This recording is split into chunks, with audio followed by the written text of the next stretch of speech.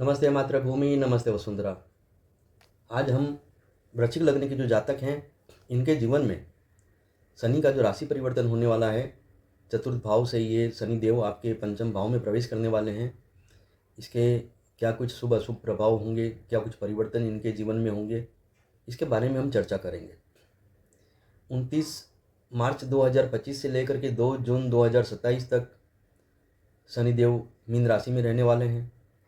पिछले समय में हमने शनि और राहु की जो युति बनने वाली है 18 मई 2025 तक 29 मार्च से लेकर के, तो इस समय काल में जो शनि और राहु की युति है, इसके संबंधित हम पिछले समय में कुछ संक्षिप्त जानकारी जो है बना करके वीडियो उसका डाल चुके हैं।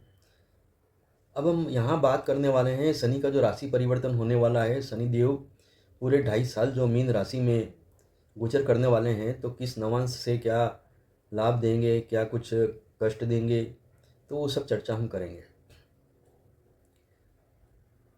वृश्चिक लग्न के जो जातक हैं, इनके लिए मंगल लग्नेश है और शनि जो है लग्नेश का कुछ परम शत्रु भी है। और जिस कर्क नवांश में शनि का गोचर आरंभ होने वाला है, उस कर्क नवांश का स्वामी जो है वो मंगल का तो लग्नेश का तो मित्र है, लेकिन शनि का लिए वो शत्रु है। शनि गोचर का जब आरंभ करेंगे तो संतान का जो विद्याभ्यास है, व्यक्ति किसी तरह की किसी मैनेजमेंट फील्ड में काम कर रहा है, तो इन सब बातों में जो कुछ भी प्रोग्रेस व्यक्ति देखना चाहेगा, उसकी गति जो है वो काफ़ी धीमी मिलेगी। जातक जो है माता पिता व अन्य सभी से शिकायतों में उसकी वृद्धि होगी। अर्थात ये जो जातक है, इसकी अपनी अपेक्षाएं काफ़ी बढ़ जाएंगी। हर किसी से ये शिकायतें ही मन में पालेगा कि इससे ये समस्या है, इससे वो समस्या है। इस तरह का स्वभाव इस समय कालखंड में व्यक्ति का बन सकता है। जो स्त्री जातक हैं, यदि उनका प्रेगनेंसी का टाइम है, तो उससे संबंधित उन्हें किसी तरह की कोई परेशानियां सामने आ सकती है। इस समय काल में जो इंडस्ट्रियल, एग्रीकल्चर, केमिकल फील्ड से जो जुड़े हुए लोग हैं, उनके लिए समय व्यवसाय की दृष्टि से लाभकारी रहेगा। नौकर चाकर से जुड़ी हुई परेशानियां कभी कभी जोर मारा करेंगी। जो नौकरी पैसा है, उनको कार्य बोझ तो अधिक रहेगा, किंतु नौकरी पर किसी तरह का कोई खतरा नहीं रहेगा। नौकरी में स्थिरता रहेगी। विशेष तौर पर ये जो मैं कह रहा हूँ, ये प्राइवेट कंपनियों में जो जॉब कर रहे हैं उनके बारे में है। तो ये तो मैंने बात रखी है कर्क नवांश में जब शनिदेव का गोचर होगा 29 मार्च 25 से 27 अप्रैल 25 तक। इसके बाद में 28 अप्रैल 25 से 6 जून 2025 तक उत्तरा भाद्रपद जो नक्षत्र है, उसके प्रथम चरण सिंह नवांश में शनि का यह गोचर भ्रमण चलने वाला है। सिंह नवांश जो है ये आपके लिए दसम भाव का फल देने वाला बनेगा, क्योंकि सिंह राशि जो है वृश्चिक लग्न के जातकों के लिए ये दसम भाव की राशि है, जो कि शनिदेव जो हैं वो सूर्य के लिए परम शत्रु हैं। कुछ उतार चढ़ाव और कुछ कष्ट तो ये देंगे ही अपनी शत्रुता के कारण, किंतु सिंह नवांश जो है ये दसम भाव में आने के कारण ये आपको नौकरी से संबंधित, व्यापार से संबंधित कुछ आगे बढ़ने के लिए कुछ अच्छा सपोर्टिव सिस्टम जो है आपके लिए अवश्य खड़ा करेंगे और आपको कई तरह के अवसरों में ये आपको लाभ भी दिलवाएंगे। दसम भाव में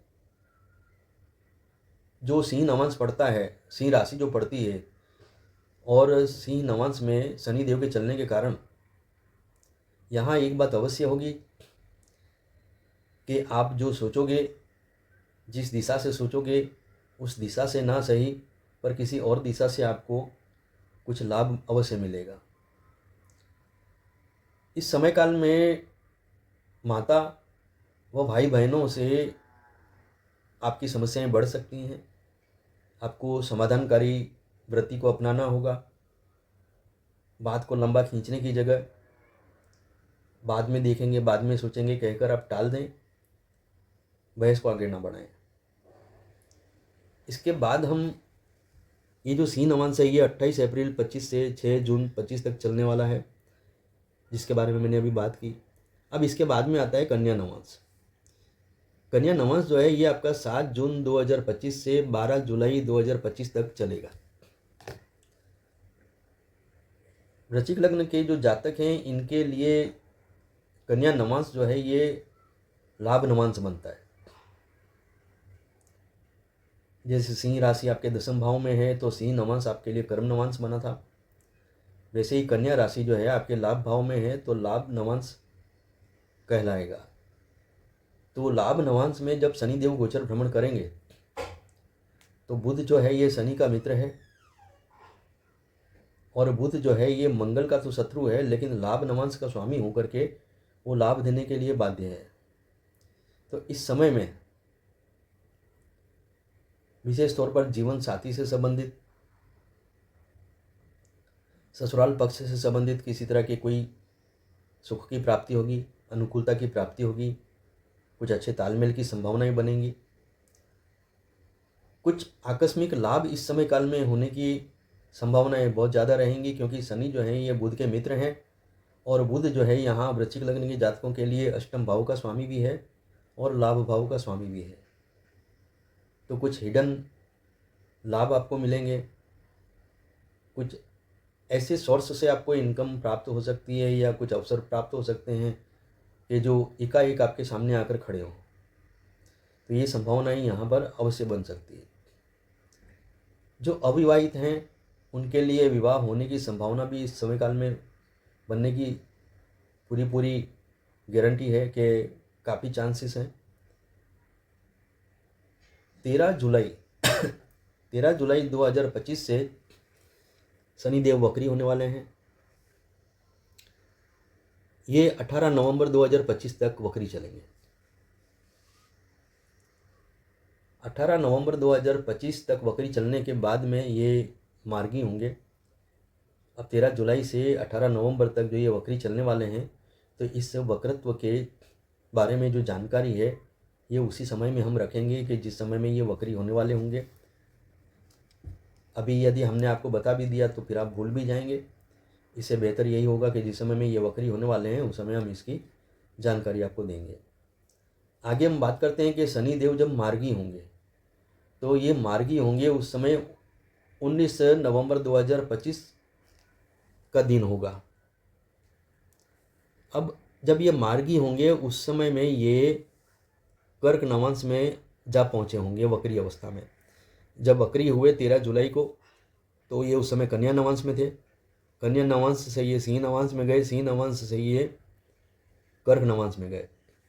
और जब 19 नवंबर को ये मार्गी होंगे तो उस समय कर्क नवांश से चलते चलते फिर ये सिंह नवांश में आएंगे, सिंह नवांश से कन्या नवांश में आएंगे। तो ये जो समय काल है ये शनिदेव के लिए दोहरे गोचर का समय काल रहेगा, क्योंकि कर्क नवांश, सिंह नवांश, कन्या नवांश में पहले चल चुके हैं, लेकिन ये यहाँ से पीछे की ओर चले गए, कन्या नवांश से सिंह में और सिंह नवांश से फिर कर्क नवांश में। तो वहाँ से इनका वापस आना, ये आप इनका जो है दोहरा गोचर रहेगा। दोहरे गोचर में जो है जो कुछ घटनाएं कर्क नवांश में, सिंह नवांश में, कन्या नवांश में हुई हैं, कुछ इस तरह की पुनरावृत्ति जो है वो होने की संभावना हो सकती है। और कुछ ऐसा भी हो सकता है कि जैसे पिछले समय में आप किसी अवसर को चूक गए हैं, कोई काम करने में आप की इच्छा थी लेकिन वो कर नहीं पाए हैं, तो ये जो वक्री होकर के फिर से मार्गी होंगे तो उस समय में वो संभावनाएं अवश्य बनेंगी कि आप जो हैं उस कार्य को कर पाएँ, उस अधूरी इच्छा को आप पूरा कर पाएँ। ऐसी कुछ संभावनाएं यहाँ पर अवश्य बनेंगी। उसके बाद में हम बात करते हैं कि जब शनिदेव 21 मार्च 2026 से 17 अप्रैल 2026 तक जो है तुला नवांश में गोचर करेंगे। अब तुला नवांश में जब शनिदेव का गोचर होगा तो तुला नवांश जो है ये शनिदेव के लिए उच्च नवांश है, शुक्र जो है मंगल के लिए सम है। अब शुक्र की जो तुला राशि है, तो तुला राशि शनिदेव के लिए उच्च की राशि होती है, उच्चावस्था में होते हैं शनि इस राशि में। तो यहाँ पर तुला नवांश प्राप्त हो रहा है शनिदेव के लिए। शनिदेव मीन राशि में है, मीन राशि भी शुक्र के लिए उच्च की राशि है। तो तुला नवांश में जो शनिदेव का गोचर भ्रमण होगा, यह कितने ही आपके कुछ महत्वपूर्ण कार्य तो अवश्य करेगा।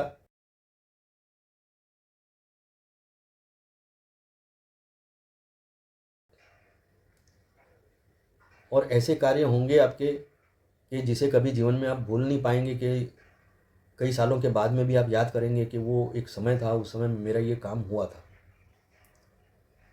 किसी तरह का कोई माइलस्टोन जो है आपका यहाँ इस समय काल का लगेगा, जो हमेशा आपको याद रहेगा। लेकिन हाँ, साथ में इस समय काल में कुछ खर्च भी आपके अधिक होंगे, क्योंकि तुला राशि जो है ये यहाँ पर व्यय भाव में आई है। तो ये व्यय नवांश बन रहा है। तो व्यय नवांश में जब शनिदेव निकलेंगे तो खर्चे भी कुछ अवश्य कराएंगे। इसके बाद हम बात करते हैं 11 मार्च 2027 से 3 मई 2027 तक। इस समय काल में मकर और कुंभ नवांश में शनिदेव का गोचर रहेगा। आप सभी को पता है कि मकर और कुंभ नवांश जो है ये शनिदेव की अपनी राशियां हैं। ये नवांश जो हैं ये शनिदेव के अपने स्वनवांश हैं। तो इस नवांश में जब शनिदेव गोचर करेंगे तो पिछले समय का कोई रुका हुआ कार्य यहाँ पर संपन्न होगा। पिछले समय का जो बाकी रहा हुआ कोई लाभ है कि जो आपको मिल नहीं पाया था, वो लाभ आपको मिलेगा। पिछले समय में कोई ऐसा कार्य आपने किया था कि जिसके लिए आपकी उम्मीद थी कि इसका श्रेय मुझे मिले, इसके लिए मुझे शाबाशी मिले, इसका मुझे लाभ मिले, इसके लिए मुझे मान सम्मान मिले, मेरी प्रशंसा होनी चाहिए, मेरी कद्र होनी चाहिए। तो वो जो चीज़ें आपको नहीं मिली, जिसके भी आप हकदार थे, चाहे फिर वो किसी तरह की कोई संपत्ति भी हो, चाहे वो किसी तरह का कोई धन हो, चाहे वो किसी तरह का कोई मान सम्मान हो, या चाहे वो किसी तरह का कोई ऐसा आपकी मन की इच्छा हो कि भाई मुझे ये इस तरह का कुछ मिलना चाहिए था जिसका मैं हकदार हूँ। तो यहाँ पर इस बात को अवश्य याद रखें कि जिस चीज़ के लिए आपने अपने आप को हकदार माना था, जो आपको नहीं मिली, वो इस समय काल में मिलने की संभावनाएं बहुत ज़्यादा ही बन रही है। तो विशेष तौर पर ये जो समय है, इस समय में आपको किसी न किसी प्रकार की कोई बड़ी खुशी तो अवश्य मिलेगी। इसके बाद में इसके बाद में हम बात करते हैं मीन नवांश की। ये 3 मई 2027 से 2 जून 2027 तक चलने वाला है। मीन नवांश जो है ये मीन राशि का मीन नवांश है।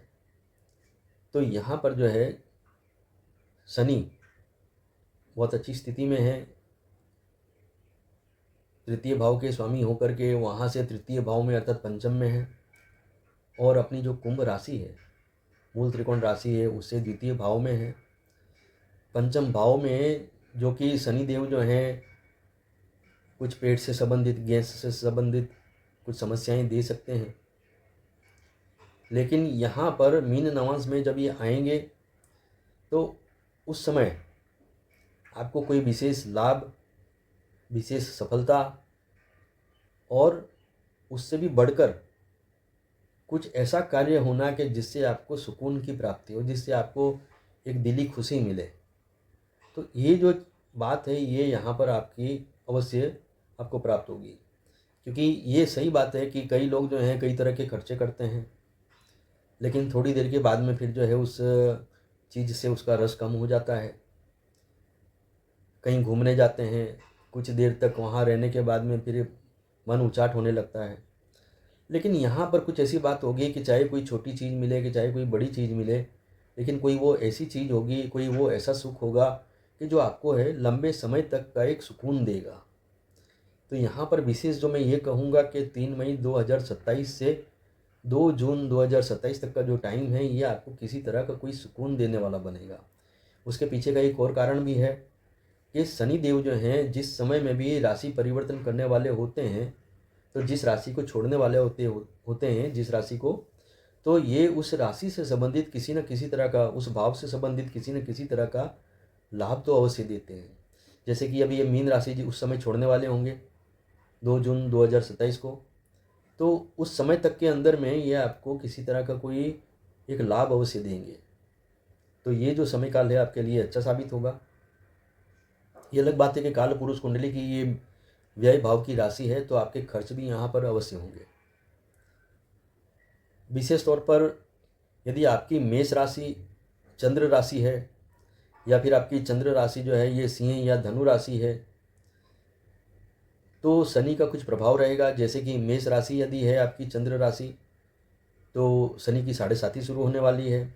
और यदि सिंह या धनु राशि है चंद्र राशि आपकी, तो शनि की ढैया का जो प्रभाव है ये आपके ऊपर आने की संभावनाएं अवश्य बनेंगी। इस समय काल में उपाय के तौर पे मैं ये कहूँगा कि सुंदरकांड का जो पाठ है, हनुमान चालीसा है और भगवान शिव की आराधना है, यह आपके लिए विशेष लाभदायी रहेंगी। मैं आशा करता हूँ कि वृश्चिक लग्न के जातकों के लिए जो जानकारी मैंने दी है इससे उन्हें विशेष आनंद प्राप्त होगा और सावधानी रख करके वो अपने मार्ग को सुगम बनाएंगे। धन्यवाद। नमस्कार।